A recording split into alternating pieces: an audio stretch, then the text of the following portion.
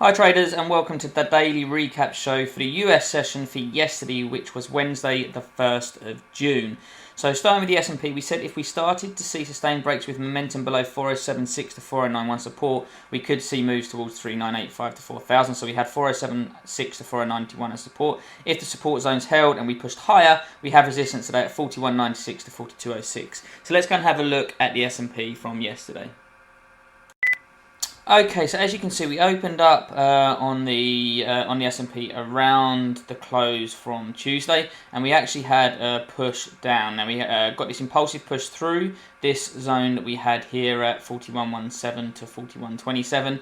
We didn't quite get the retest of the zone. If we'd seen this impulsive push down and a pullback into this area here, and then a continuation pattern, that would have been quite a nice trade to take. But we didn't quite see that there, so that was not a trade.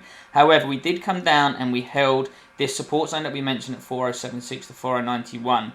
First test down here, we got a small reversal signal here, but this was the strong reversal signal here. Just taking out that liquidity, and then that was the catalyst for the move up. There was actually, the trade that we took was actually on the higher time frames, and when you get these really strong levels of support or resistance, sometimes it's better to take the higher time frame signals as well, just to make sure that you get a clear signal. So we had a buy reversal signal from there. Again, it's still just taking out that liquidity of that zone. And then you can just target back up into this zone here for a nice sort of 1.5 to 1 risk to reward trade. I wouldn't have targeted any more than that, just because we were coming towards the end of the session.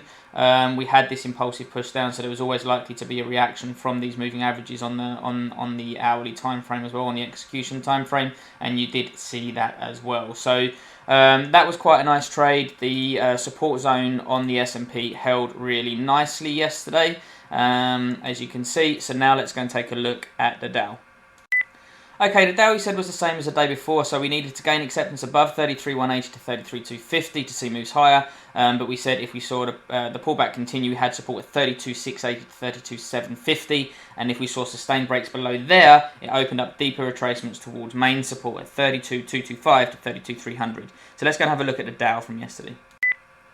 Okay, so the Dow didn't really react as well to the support zone as the S&P. We did actually get quite a nice short signal here on the very open notice. So we said that we needed to gain acceptance above the 33,180 to 33,250 zone. So this was a minor resistance zone that we'd mentioned. We got that liquidity grab of the London highs and the previous day's high, and then put a nice reversal in there. So that was a beautiful trade that you could have taken, and certainly just to target this zone here. And potentially even down to this zone of support down here, but certainly a nice trade there, probably for at least a 2 to 1 risk to reward, if not more, if you were so inclined to hold it lower. So that was a really nice trade in the open, but when we got to this support zone, it wasn't as clean as we got on the S&P, and we did actually see the acceptance below the zone in this period here. Notice though that there wasn't really any momentum. The momentum didn't carry on through. So although there was the acceptance below, there wasn't really a sustained momentum below. You could have got short on a retest up here. No real clear signals that was part of my plan, but if you had got short, if there was part of your plan there to get short, that would have been valid, and that probably would have been a losing trade. You may have been able to manage a trade when we got this touch here, but otherwise it certainly would have been difficult to make some good returns out of that. We then got to push up back above that zone to suggest a false break.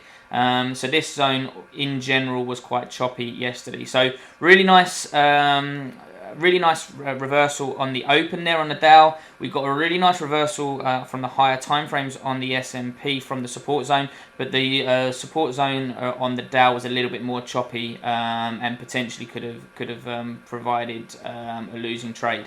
So that's the US session for yesterday. It is a UK bank holiday today and tomorrow, so I won't be providing reports or recaps over the next couple of days. I'll be back on Monday as normal. If you haven't already, please come join the Keyzone Traders community by signing up to the Keyzone service. The link is in the box in the YouTube channel. You get to discuss these reports, talk about setups with other traders in the community, and receive these reports before the market opens to give you plenty of time to prepare for the session as well. So it's really valuable and it's completely free of charge to sign up as well. So I hope you find these reports useful. I hope you're having a great rest of the week, end of the week, and a great weekend. And I'll speak to you again next week. Cheers.